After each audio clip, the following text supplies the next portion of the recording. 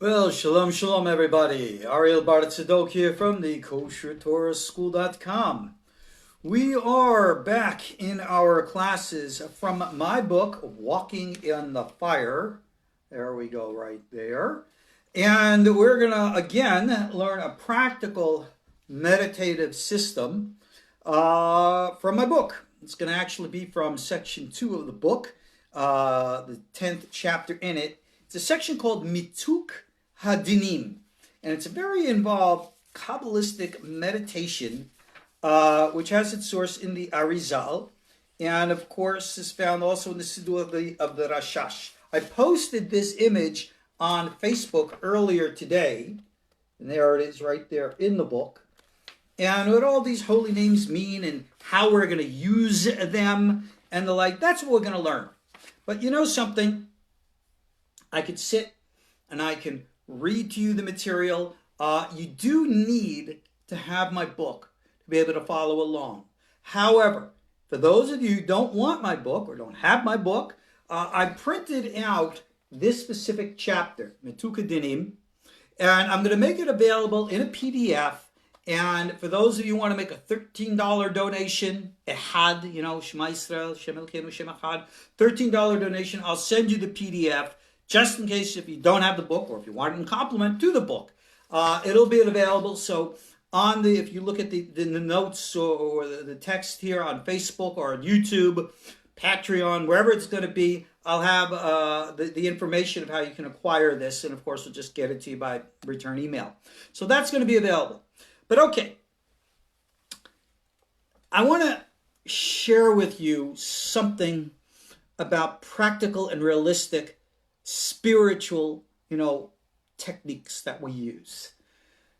Look, those of you who've been here with me at Kosher Torah, you're online.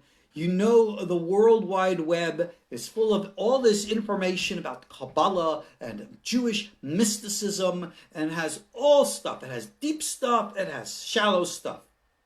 I've seen recently that many of the really deep Kabbalistic books, I'm talking like Shoresh Shemot of the Ramaz, the Kitvei Hadashim of Marhu, things like, even the Brit Menucha, all of these things have now been translated into English. And I'm very much opposed to the workings of this specific organization for doing that. Why? Do we want to block dissemination of information? No, by all means, no. But look what happens when people read our Jewish Bible without understanding it. How many religions have sprang from our Jewish Bible in every which direction of imagination that you can possibly imagine has come forth from our sources because people didn't understand. It's kind of like you have the roots of a tree and they grow. And if it grows and twists and turns and becomes something else, then it gets messed up. So my critique with all of these translations is very simple. They don't have an appropriate commentary, running commentary, to explain what it is that you're reading. And that's a problem. When I was but a boy, remember like in the olden days in the horse and buggies? Yeah, that's when I was young, ha, ha, ha. I'm not going to get into age, but when I was young, the only real Kabbalistic work that was available in English was the Sonsino Zohar in 5 volumes. I think it's still available. Who's even heard of it anymore? When I was exposed to that material when I was 16, it set me on fire. It set me on my entire path to becoming who I am today. And I remember when I would read things in that English translation, and I thought I understood it. Yeah. Years later, when I finally learned Aramaic, and I read every commentary on the Zohar that's out there, Mikdash Melech, Zohar Chai, all of the Or Hamav of Marhu, of course, the Or Yakar of Ramak, all of them. Then you sit and you go, oh, I never really understood this right in the first place, son of a gun. And it completely gives you the real understanding of something. This is only with Zohar. So, if you're going to have real involved material, like Brit Menucha, very deep book of Kabbalistic magic, all right, the Shoresh Shemot dealing with all the holy names. I've taught on these things. Go look at the courses that I offer you. All right? And for those of you who have never taken one of my courses, you know what? I challenge you to do so. I challenge you to take a course from any other rabbi out there and take one of my courses, and you tell me the difference. And if you don't see a difference, then you let me know. Because I insist that if you're going to learn this material, that you understand the material, that you're able to use the material, or otherwise, what on earth are you doing? I'm never going to mention names because you know I don't. But there's a very popular series of translations today of one of the great holy rabbis. And the organization that has translated the work of the rabbi has a running commentary that runs through all the volumes of the books. And I'm the biggest student of this school, but I understand source material. And when I study the original writings of this rabbi in the Hebrew that he himself has recorded, and I said, oh, I understand his language. I understand his terminology and his concepts because I know where he's coming from.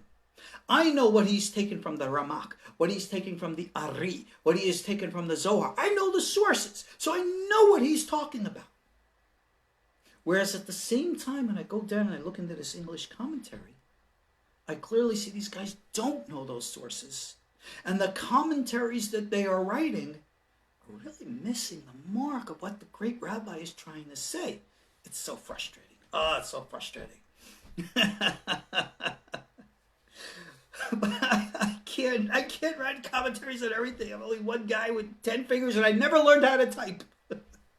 You should see me type like this way with 2 fingers. And I've written 20 books, so I can't be that bad. But anyway, getting back to seriousness. Why is it important that we understand? So that you have the proper dogma and the proper doctrine, so you believe the right things. No, that's not the Jewish way, sorry. For those of you who know, at our KosherTorah School, I welcome everybody to come learn with us, as long as you're sincere about learning. I don't care what you believe. I don't care what religion you are. If you are a Shiite Muslim and you believe in the Kamam al-Mahdi and you want to come study KosherTorah, my brother, you're welcome. Okay? If you're an evangelical Christian, all right, even if you're one of the Jews for Yeshki, I don't care. If you want to come and study real KosherTorah, you're welcome to come. And I expose you to what's there, and you learn on your own. You decide for your own. How can I say such a thing? How can I have faith in such a thing? Here's the secret. You got to recognize that which we call Torah, we call it Torah. Call it the Word of God, call it whatever. Did you know in Islam, they hold in their Sufi Islam, mysticism of Islam, the same concept of the universal, what they call the universal Quran, as we say the universal Torah. Now, don't get all kinds of polemic. Oh, that's a lie. Blah, blah. Shut up with that. I don't want to even hear that kind of talk, comment, or anything. You know what? Anything that helps any human being draw close to the universal truth that bonds us together, I'm all for it. And I don't care. All right? This is not part of our lesson, but I'll say it for the record. For those of you who have a Christian background, I'm sure you've heard of what's called the Lord's Prayer. That's found in the Christian Gospel of Matthew, right? Our Father who art in heaven, hallowed be thy name. I think most Americans probably heard it somewhere along the line. From a Jewish and Torah point of view, nothing wrong with saying those words. I don't see anything in them that any Torah, faithful, God-fearing Jew couldn't say, right? Thy kingdom come, thy will be done on earth as in heaven. Who doesn't agree with that? Here's something else. How many of you, in spite of all the prejudice and garbage and craziness and insanity going on in the world today, have ever bothered to open up the Quran? Did you know how much Torah is in the Quran? How many of you have ever read the first chapter of the Quran, the Al-Fatiha, which is their prayer of opening, right? You go look at those words. There's nothing in there that any God-fearing human being, regardless of our religion, could say. And you could say the Al-Fatiha in Hebrew. You could say the Lord's Prayer in Hebrew. You could make these Jewish prayers. It doesn't matter. Melo kol haaretz kavodo. God's glory is all over the place. The kavod, which is the actual energy. When we talk about the divine energy of God, don't think of it as just like electricity. The divine energy of God, which we call the kavod. The kavod is a conscious, sentient, aware presence. You could even call it, for lack of a better word, a being. What is the kavod? It is the life force energy. It's the force which exists and permeates in everything in our universe. It is not only alive, it is conscious. You communicate with it, right? Even in Star Wars, they got into that, what they call the living force. This is the kavod. We call that the Shekhinah. The face of this Shekhinah is experienced through, at least experienced by us, through what we experience as, I'm not sure it is, but we experience it as a race of higher beings who are called our guardians, our higher selves. In Hebrew, they're called the Metatrons. Okay? Yeah, Metatron's not an individual. It's a race of beings, right? Do you ever wonder, if it says in the old literature that Metatron is with God at the creation of the universe. And then it says Enoch, 7th generation after creation, rises up to heaven and becomes Metatron. Well, how could he become Metatron in the 7th generation after creation if he was there all the way before creation? This is a question that's actually asked in the Gemara by the Baal Tosafot. And they're the ones who reveal to us. They say, hey, you got to remember, we're dealing with realities that are different from what you think in the physical flesh and blood world.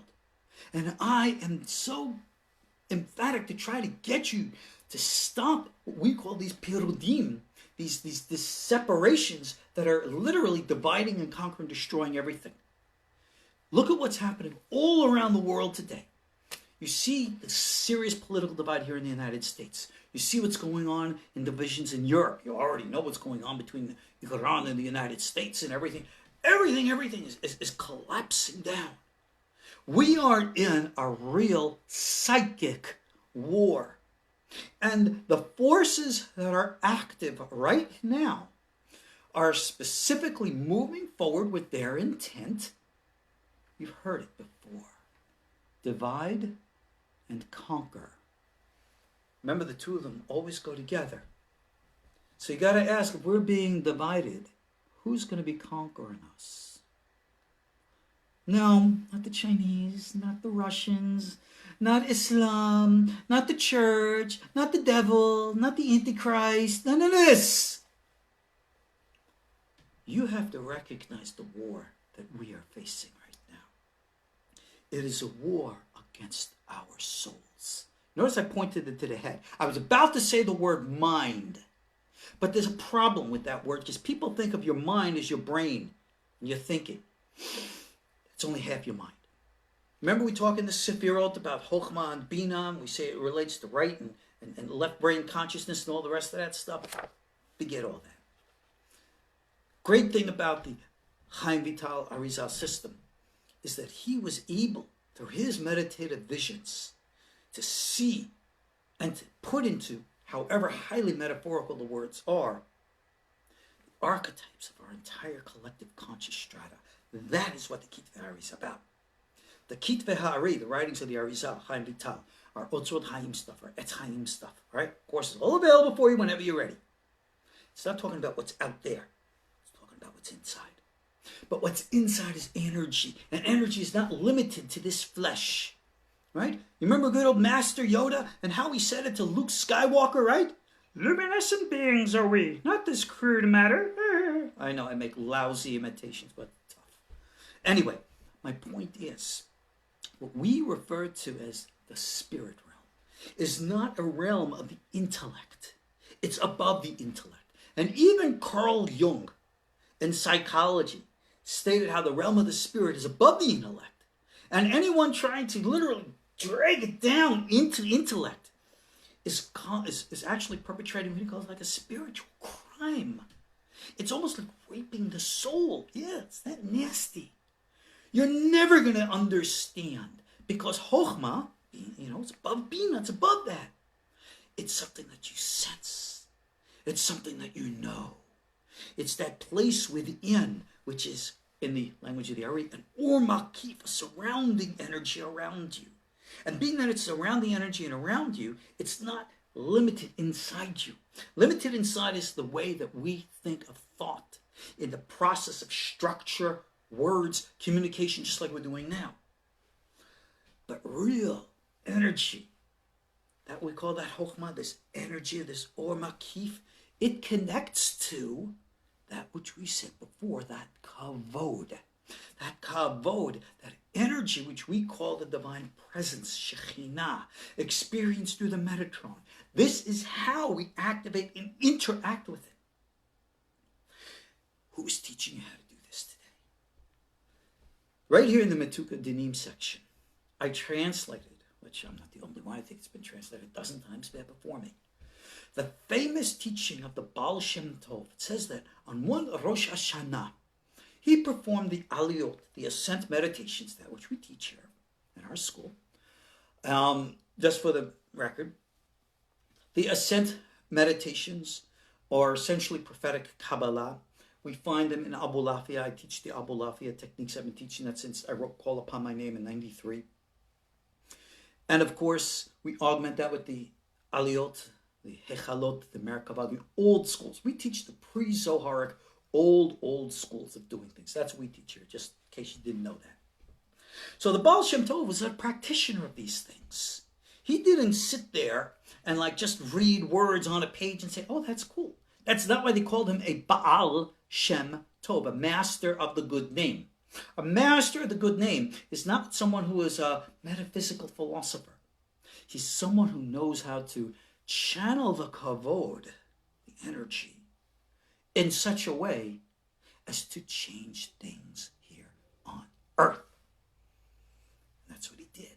And that was his power. And he wasn't the first Baal Shem. There was a Rabbi Yoel Baal Shem before him, a Rabbi Adam Baal Shem before him, a Rabbi Eliyahu Baal Shem. There was a line of them. Ha ha ha. All Ashkenazi Kabbalists, not Sephardim, from the old school, like the Hasidei Ashkenaz, which we teach here at our KosherTorah School. I used to teach the Hasidei Ashkenaz stuff of Rabbi Eliezer Gamisa. I haven't done it in a long time. I don't even know if the courses that we had are still available. I'm very tempted to teach them again. So if you see that I'm going to be offering courses again for our student body, of course. Those of you who want to join and learn, by all means, you're all welcome. But now, the Baal Shem Tov, as I said, he did these things. He practiced. He was able to shift mind from the conscious mind into that or makif realm, into the kavod, and traveled at the speed of thought into that place which was called the Garden of Eden. Meets Mashiach. Says, all right, we've been sitting around waiting for you for a long time. When are you coming? Mashiach supposedly says to the Baal Shem Tov, when people around the world learn your Torah and they're able to make ascent like you.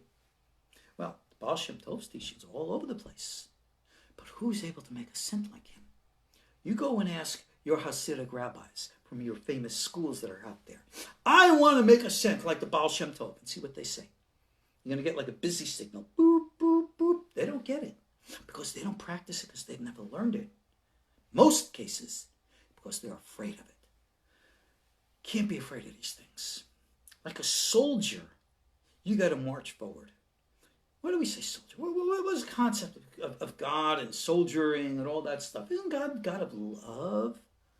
Where does it say that God's the God of love? Don't point to me the Christian Bible. God's the God of all things. Like it says in Isaiah 45:7, right out of Mituk HaDinim here, I quote this. God is the author of all things. God creates light and darkness, good and evil, love and hate. Yeah, there's a time and a purpose for all things under heaven, a time to love and a time to hate. Yeah, true. Everything comes from the singular source. And when you understand this singular source, you will flow with it. You will move in the way that it moves, because you will be released from the rigidity of form. That form we call din, right? You have to sweeten the din. You have to become fluid. The Mituk HaDinim literally means sweetening the judgments. Sweetening the judgments isn't by beating them up and fighting. A soldier knows how to win a battle. Your job as a soldier is not to question why and to go out and do and die. All right, that's good old-fashioned Lord Tennyson stuff. But Hashem is called Hashem Tzebaot, God, Hashem of armies. And the tzava, the purpose of the tzava, is to integrate the higher and the lower, the inner and the outer, to bring together the kavod, which is outside, into the inside, and allow the inside to flow to the outside. That is called Yehud. The word Yehud means merging things together. We say of Hashem, God, that he is Echad. But Echad is in the level of the Ein Sof. The Ein Sof is the ultimate infinite level of God. I don't know anything about the Ein Sof, nor does anything, one, in all of reality. Because reality is outside the Ein Sof. That's the way we refer to it, if we can even speak in such metaphorical terms. All we know is what we can know.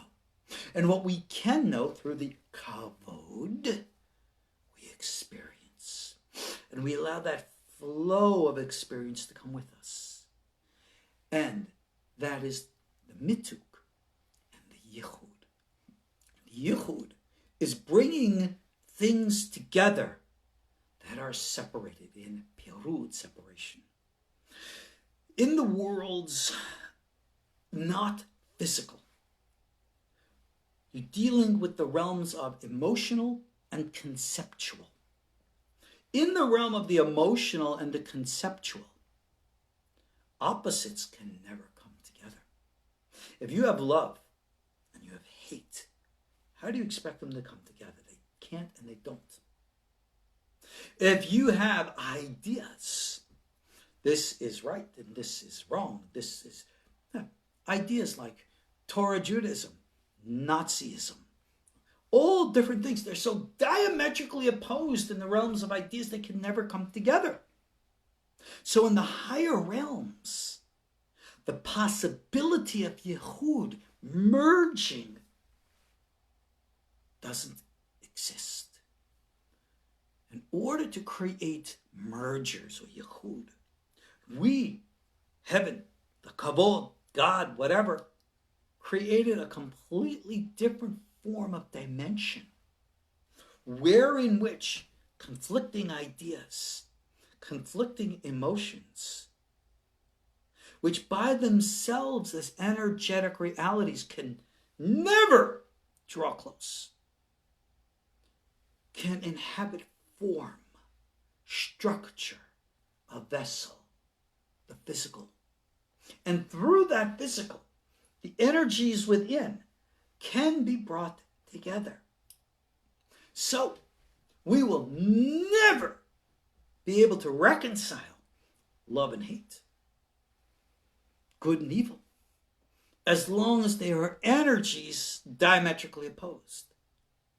But now let's take those energies and put them into vessels. And through the vessels can come together. I can easily sit in the same room with anyone who is diametrically opposed to me. We could sit and discuss our ideas.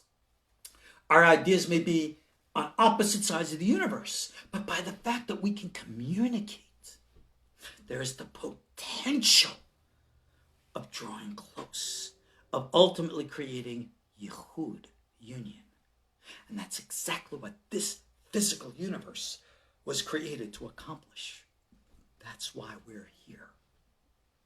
So we have to learn how to do these things realistically, practically, so that we can accomplish something real.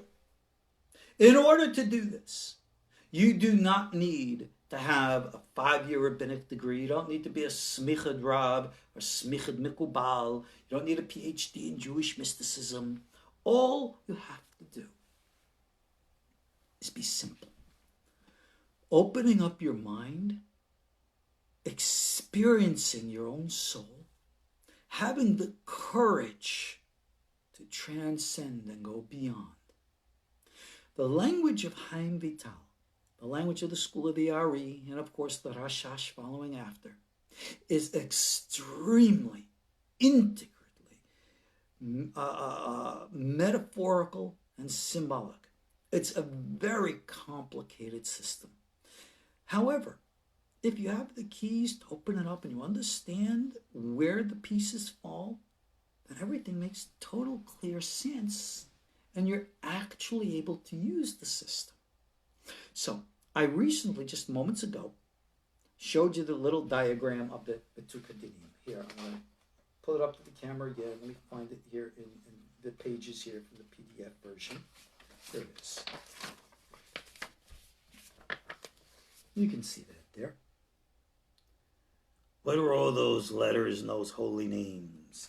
Oh, mystical, magical wonder. No mystical, magical wonder at all. It's a formula. It's an idea. It's a concept. Now, I'm actually going to read to you the prayer of the Mituk HaDinim. It's found in my book, Walking the Fire, page 283, or in the PDF version if you get it on page 10. And let's just read the words. And as we proceed, I'm not going to explain the whole thing. I have, 16 pages, I think, in the PDF version. In the book, the explanation begins on page 272 and goes all the way through 289. So there's a lot of stuff. How am I supposed to do that in a few minutes? It's not a matter of getting all that detail. That's why you have the material there in front of you. But I have to give you the foundations upon what you yourselves are going to build by yourselves. You don't need me to hold your hand and to take you to do something that you can do yourselves. I will lay the groundwork. I'll lay the foundations. And then the rest is up to you. What you're going to do about it, that's your choice. So I'll tell you what. Before I go on, I'm going to read the Mituk HaDinim. Let's read it. And as we read it, no, I'm not going to explain the whole thing like I just said, but we'll discuss concept and idea and what you can do in order to put this into practice. Remember I said we're in rough times right now. When you're going to put something into practice, you're going to go out of the intellectual mind and you're going to try to get into that imaginative faculty of the mind, which is, again, the Or Makif, which puts you into that psychic realm, which puts you in touch with the Kavod and all the rest of that stuff. And you are going to project your own thoughts through your own emotions, through your own mind. And you are going to influence out. Yes, there are other forces out there that have literally tried to put a blockade on the human collective consciousness to prevent us from achieving psychic emancipation. The forces that are out there, go look in the world today in the secular concept. You start talking about psychic powers and powers of the mind and all this stuff. People say, oh, you're crazy. There's no such thing. It's pseudoscience. Yeah. It's such a negative that they fulfill their own negativity. Something I wrote that I posted recently on Facebook about faith. I said, when you have faith, you can make the unreal to become real. Because, learn from Moses in Egypt. Moses comes and says, I'm the Redeemer. And when people had faith in him, that faith acted and materialized and became real. Whereas at the same time, when people lost faith in Moses, then that which was already real became unreal, and they couldn't see it. We had the examples. For example, with Korach, the crying and yelling and screaming, both at the parting of the waters, the Red Sea, and everything else, with the manna and going into the land of Israel. They created their own reality. They took what was real and made it unreal. God was going to bring them into the land of Israel, but the spies said, no, we can't do it. And that created that reality. God himself, you undid my reality. What am I supposed to do? You're going to have to die in the wilderness. I'll bring your children into the land. Faith. Believe that just as there are forces out there who are trying to keep you and us down, that you have what it takes to influence all and bring us up. I don't care who you are. I don't care what little you have or you don't have. I don't care if we agree or disagree. You think any of this makes a difference? Do you look at yourself? You look at yourself in the mirror. Oh, by the way, in order to see yourself clearly in the mirror, close your eyes. Don't see male or female, this or that color, this or that nationality, this or that religion. None of that is real.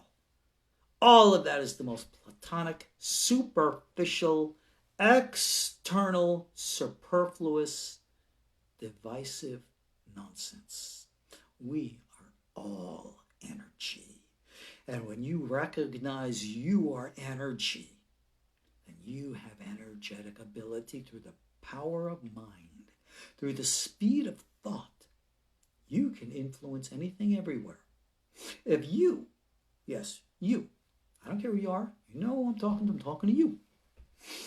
You're listening to my words right now, and you're afraid of what? I don't know, World War III, this or that problem, something specific within your own personal life, whatever.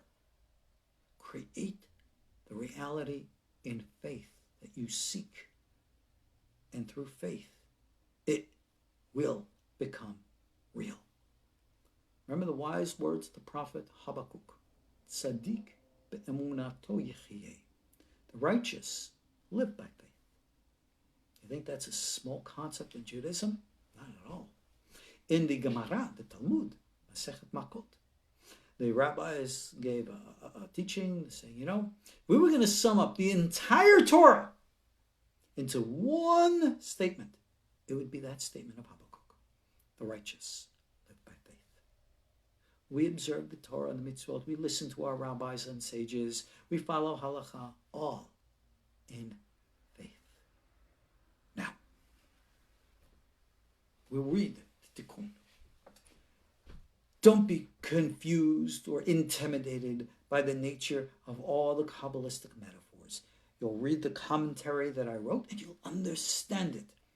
Maybe you'll even understand why I critique all those other books that are written without commentary. You don't understand what it is that they really mean. I want to make sure you understand. Because Bina, understanding, is the doorway to Chokhmah, wisdom. Wisdom, or makif, that surrounding light, the connection to the kavod, which puts you in touch with the universe. May it be your will, Hashem, my God and God of my fathers. There's no sexism there. We always refer to the avot. Oh, by the way, if you want to say the imaot, go ahead. What difference does it make? There's nothing there. All right? You want to say the avot, the imaot, the achim, the achiot, but whatever. Don't worry about it, okay? You're supposed to be focusing on the singularity, which we call Yud-Kei Vav-Kei. Yud-Kei Vav-Kei is the inner essence of the kavod. Remember, the kavod, the energy of the universe. It's like an inner and an outer. Call it like a yin and a yang, if you will. We call it a ma and a ben.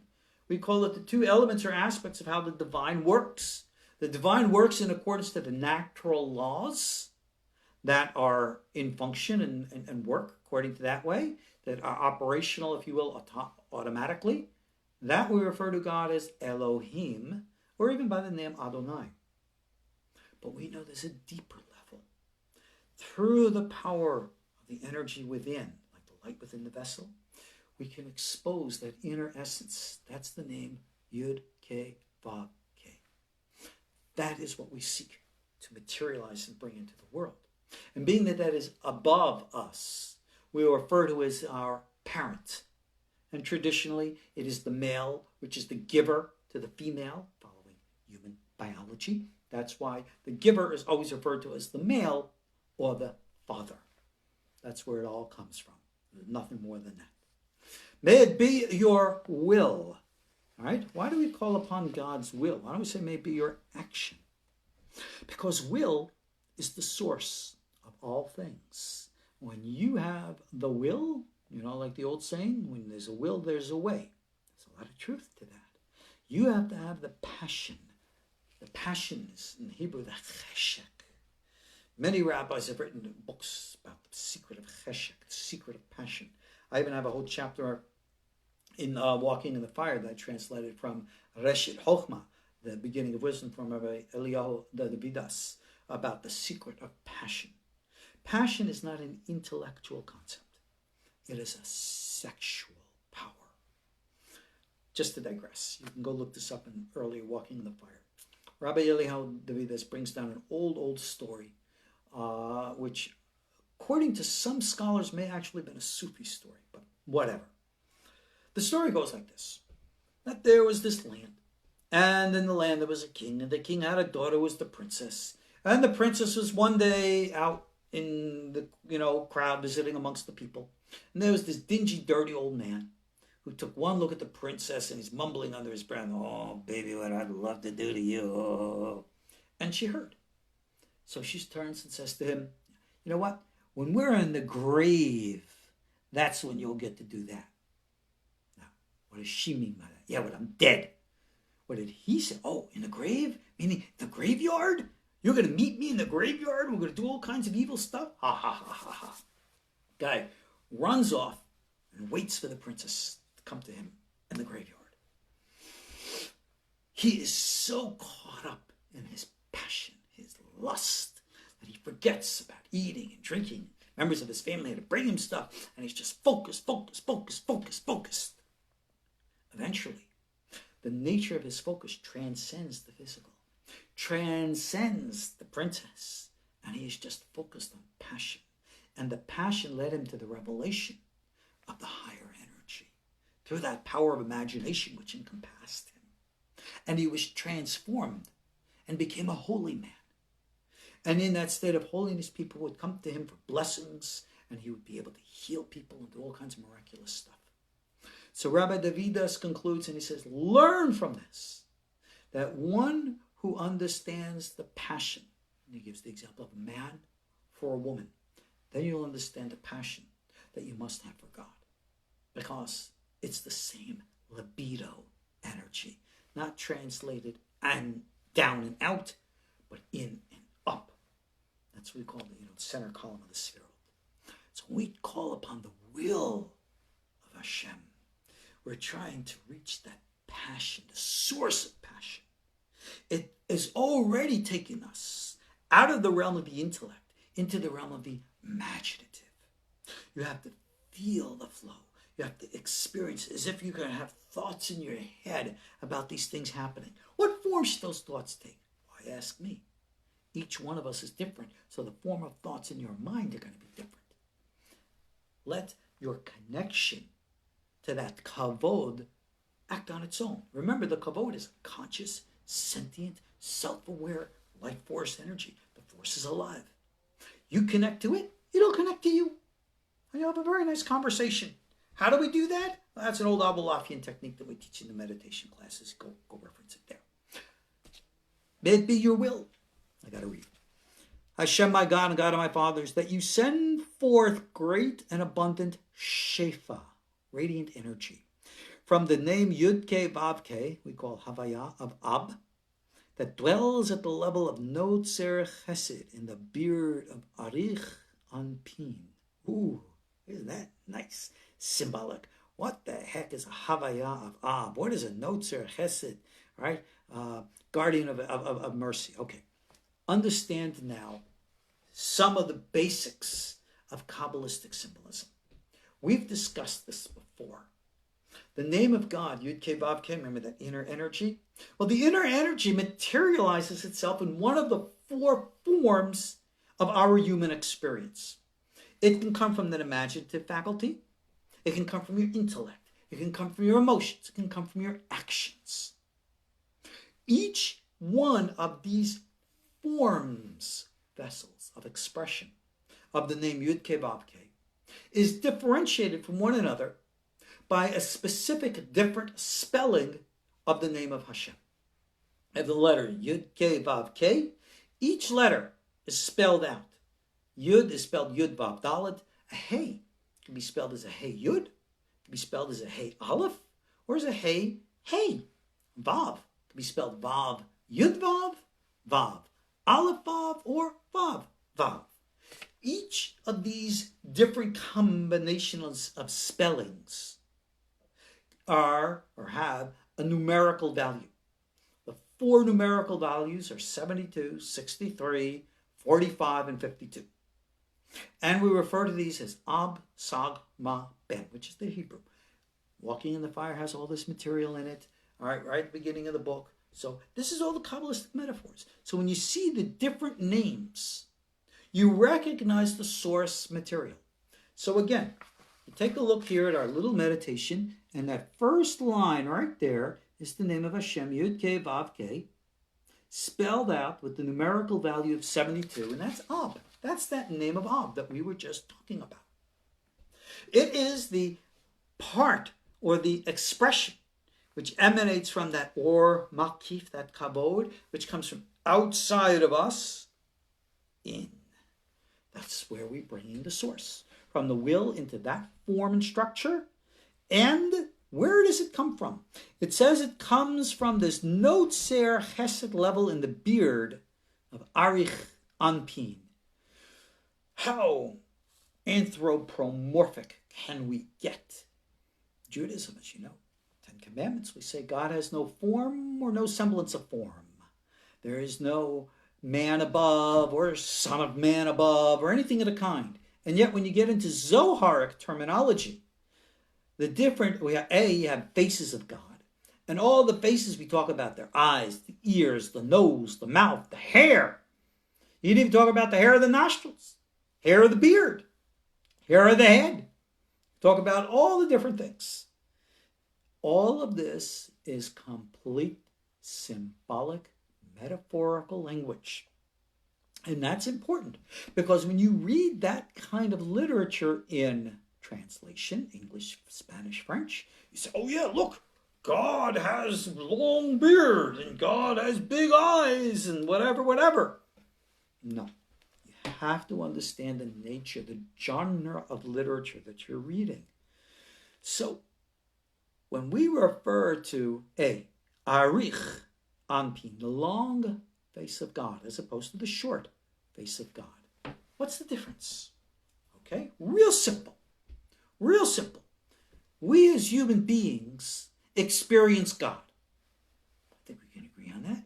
But what level, what extent can even the highest level of our humanity experience, understand, integrate about God? Answer, only as much as we human beings can. Real simple. Like the Torah itself. Remember the famous teaching when Moses says to God, hey, show me your face. And God says, no man can see my face, but I'm going to show you my backside. All right? And the rabbi said that showed in the back of the head where, in quote, God wears tefillin, which is a symbol. What did they see? What did Moses see? He saw the highest level of God that is humanly possible. And even that is called the small face of God. Ze'er Anpin, small face. Above our human understanding, at that level of the ultimate will. That's the higher face of God. We human beings can't see that. That's that face that the Bible says we can't see and live. That face is called Arich, or the long or higher face. That face is called the will of God. Do you really understand the will of God? Oh, yeah, I understand everything. God tells me, God speaks to me, God tells me everything. Oh, really? Okay. We need to dial 911 for somebody like you. Okay? You got a whole bunch of crazy peoples out there. Okay. I wasn't planning to digress to mention this, but I'm going to. For those of you who want to see something really interesting, Netflix just came out this January with a new series called Messiah. Very interesting. I really wanted to watch it. I watched all 10 episodes. And long story is, spoilers here for those of you who want to watch it. It tells the story of some guy who appears in Syria and says God is going to save you all from an ISIS invasion. A big sandstorm comes and wipes out the ISIS army. He marches 2,000 people to the border of Israel in the name of peace. The Israelis take him in, and all of a sudden this guy's like convincing everybody left and right that he's the second coming, that he's Mashiach. And they all call him Maseh, which is like, the messenger. Well, long story short, the CIA gets involved, the Mossad gets involved. They want to know who the heck this guy is because he's influencing everybody. Well, apparently he's showing up and he's doing all these like weird miracle type stuff. And of course, we know miracles are a bunch of baloney. So the CIA's after him, the Mossad's after him. And they're going to find out who this guy is, and they find out all the dope on him, and they do everything to knock down his reputation, kind of like what the magicians in Pharaoh's court were trying to do with Moses. But the good thing about the TV show is they're trying to cover both sides. And so they're always showing the character of this Messiah guy doing miracles. And of course, producers and directors and writers, they want to mess with you. They're going to say one side, no, we're rational and this guy's a fake and a liar. But he's really doing weird stuff. He's walking on water. He's raising the dead. I mean, how do you explain these things? And of course, that's where the show leaves off in a cliffhanger. So you see, the idea of faith, the idea and attitude is out there. When we want to talk about real power, forget about the TV shows and their imitation of power. We can do the real things. That is tapping into, as far as we can, this Arich Anpin, which is beyond our comprehension. I don't get it, and I'm not going to even try. But how? How do I get that's all the way up there down here? What is the symbolic metaphor that I will use to describe that level, if you will, congealing and forming itself down to a Zeir Anpin level where I can receive it? That symbol is referred to as the beard on the face, which goes from the higher face and goes all the way down. This is why in the symbolism of Kabbalah, you have a long beard. And I'm sorry, so many people read this and they say, oh yeah, I'm supposed to have a long beard because it corresponds to all the holy things above. My gosh, it's a symbolic metaphor. Please, you're not corresponding to anything. But there are people out there, they'll grow their long beards, they won't touch their hair because they're convinced that that's the Kabbalah way. You know something? There are big Kabbalists over the generations who always trim their beard like me. There are other Kabbalists who are clean-shaven like Ramchal. You know what? If you want to grow a long, grungy beard, hey, God bless you. If you think it makes you holy and it brings you, Kiddusha, and, your wife loves it, ZZ Tops, go for it. What do I care? All right? God bless you. But if you don't worry about it. It's only a symbol. It's not anything connected. But the symbol is the beard. Because you can see, right? In the symbol, the beard goes all the way down because the head of the small face, symbolically, is said to be at the heart level. Heart, that's where we're at, right? This is where this is where we understand, symbolically, at the heart level. So the beard goes all the way down to the head. And it says here again, that the Ab, this Havaya of Ab, that level of that spiritual that higher energy, that imaginative faculty, it dwells at this place in the beard called Notzer Chesed. That's the seventh level. Notzer Chesed, giver or projector of the wisdom, of the mercy. That is how it comes down. So this is all symbolic talk. If I was going to try to sum it up to say, may the power of the unknown will be able to channel through whatever energies and powers that there are in the greater reality of things to be received, to be receivable by us in our experience as Zeir Anpin in the small face that the humanity represents and experiences. May we be able to receive that greater, higher energy from above us into us. Why? Continuing. To neutralize the power of Ehyeh of Hehin with its 10 letters, as well as to neutralize the names Elohim and Adonai and their 9 letters. Okay. And it says here, as well as to neutralize the name Elohim of Alfin, as well as to neutralize the Shach and the Pardinim. Oh boy. We have all of these different all these different symbolisms. Okay? That is the names here. Okay? That's the Ehyeh of Hehin, the 10 letters. Elohim and Adonai, those are the names, those are the letters. And there you have the Elohim of Alfin, and the Shach and the Pardinim, etc. All right. What does all this mean? If you remember, we were talking about the multiple different forms of limitation. We want to use words in Hebrew like din, or severity, judgment. What it means is constriction. That's what it is. Earlier in the evening, the Rabbanit and I were discussing some issues, and I reminded her of an American saying, when the going gets tough, the tough gets going. So whenever we find ourselves in narrow and tightened circumstance, it's not because God wants to crush us. God wants to push us forward. That's the universe. That's just the way universal law works.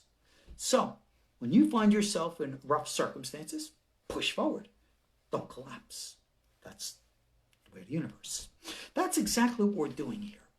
The power of Ehyeh of Hehin, just like the name Yud-Keh Vav-Keh is said to represent that energetic form, the name Ehyeh is symbolically used to refer to the power of the mind, Bina.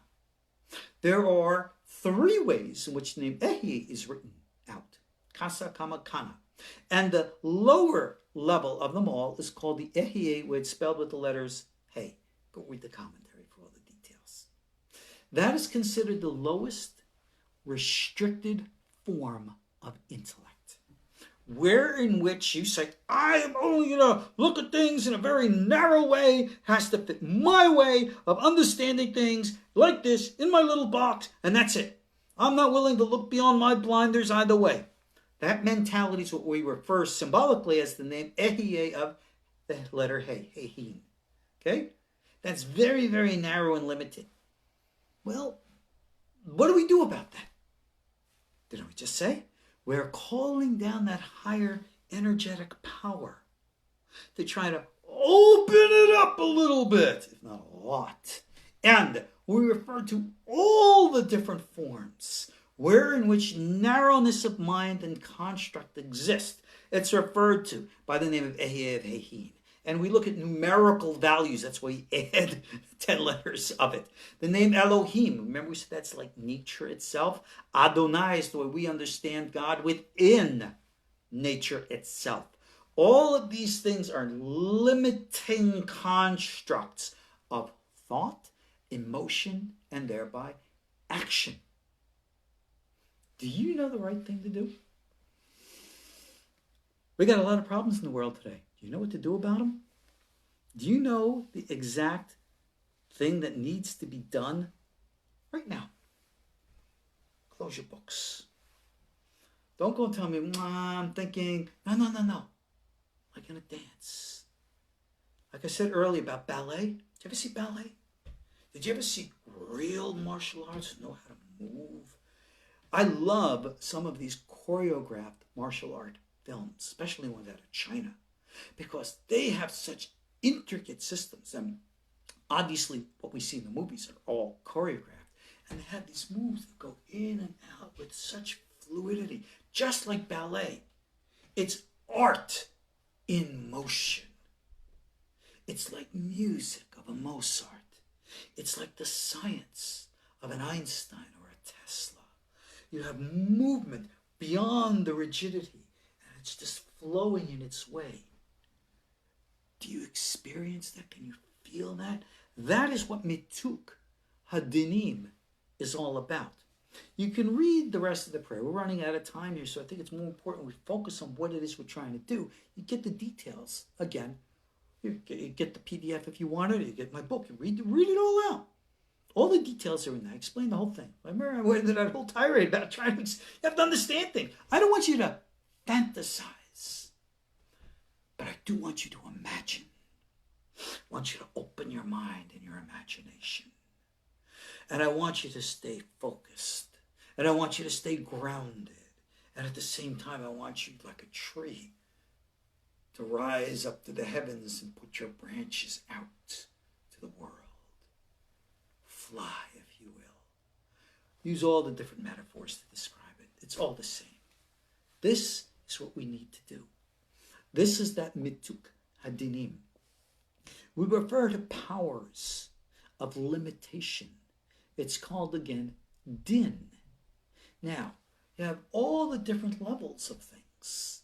You have the levels, again, at the physical, emotional, intellectual, even at the spiritual. We limit ourselves. Even at the point of will, we limit ourselves.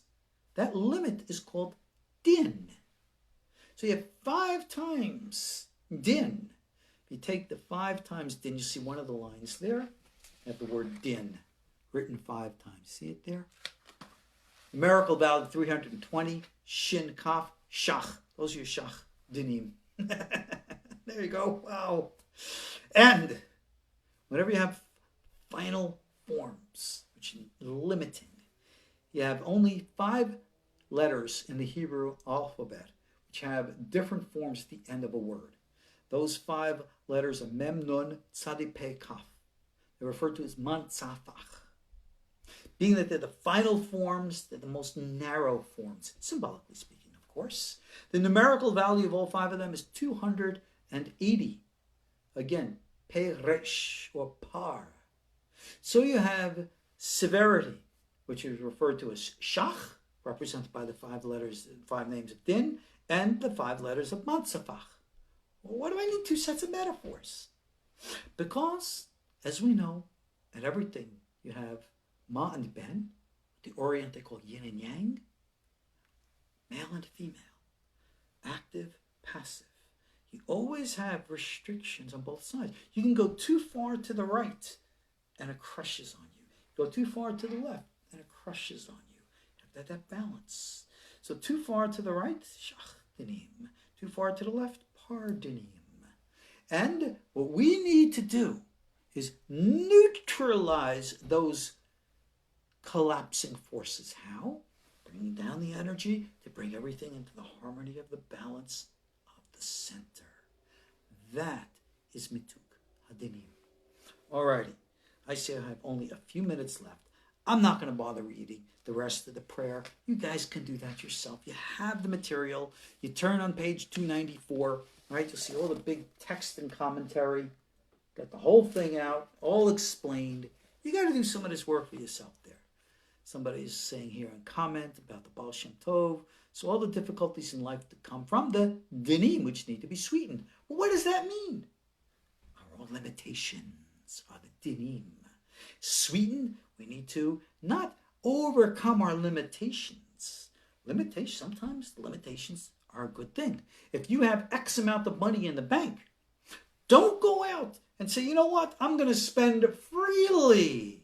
Right? And you're going to buy yourself a Lamborghini and a Rolls Royce, and eventually you're going to collapse because that's not the proper balance either.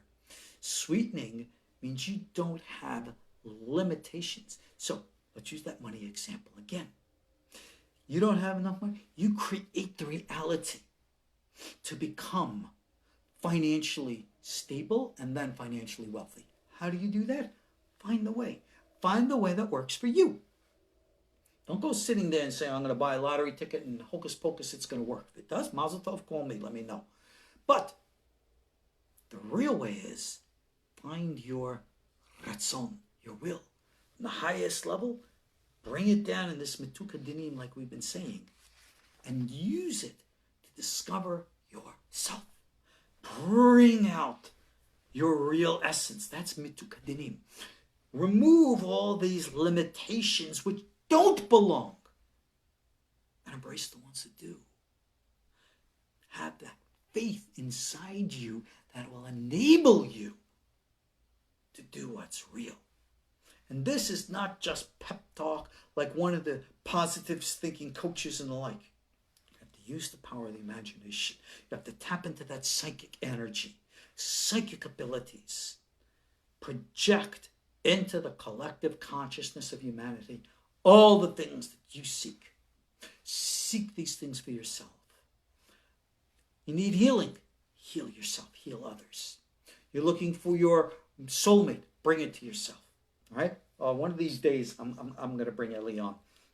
Let her tell you the story of how we got together and stuff like that. It was all a power of mind. How we found each other halfway around the world from France to the United States. It's a great story. We both love it. But anyway, getting back to the point. You can create this. This is what sweetening the judgments is all about. It's not just a prayer, you go, oh my God, bless you, do this, and then, you throw it out there for nothing. No. Focus it on yourselves. Bring this down with the power of your imagination. Visualize your problem, your limitation, and see that power. Visualize. Like a battering ram, like a laser beam, like a lightsaber, whatever. Piercing through, cutting through all of this opposition. Breaking down the walls of separation. Making the yichud. Yichud between what? I don't care. Yichud between the forces of World War III, or yichud between you and your destiny. You and your success. You and your healing. Make it real. Ma'od yishlama. What else can I say? And the wise words of the great sage Hillel, Zilgamar. I've taught you everything you need to know. Now go and do it. You want me to expand and go on for hours and hours and hours? I don't need to go on for hours and hours and hours. Torah Hashem Timimah Mashivat Nafesh. The Torah of Hashem is Timimah, which means simple. And it restores your soul. Stay simple. Stay with faith. Learn the powers and the faculty of using your imagination to properly, realistically sweeten the judgments. Understand what Chaim Vital developed. Understand how it was meant by the Ari, by Chaim, by the Rashash. Do it. Zeal. Kama. Go. Do it. Make a difference in this world. Make a difference in your lives. We can accomplish. Check out the courses I have online. Become a member of our school. See for yourselves what I have to offer. You see if it's not one of the best investments in yourselves you can make. Okay, enough for tonight. God be willing, we'll see you all next time. You see, I'm standing tonight because, I had that injury with my back a couple of weeks ago. It was rather intense. But even that, from Hashem, teach us a lesson. I've learned my lessons like we all have to learn ours. Alrighty, guys, let's call it a night. God bless. Be well. Please do this. See you all on the next class. Shalom.